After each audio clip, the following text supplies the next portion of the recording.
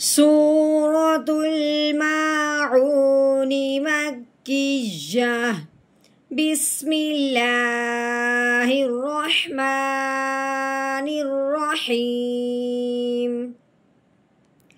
أرأيت الذي يكذب بالدين فذلك الذي يدع اليتيم ولا يحض على طعام المسكين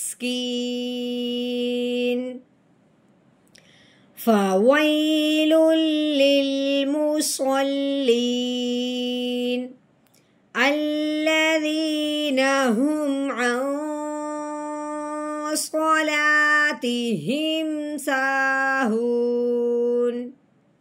الذين هم يراءون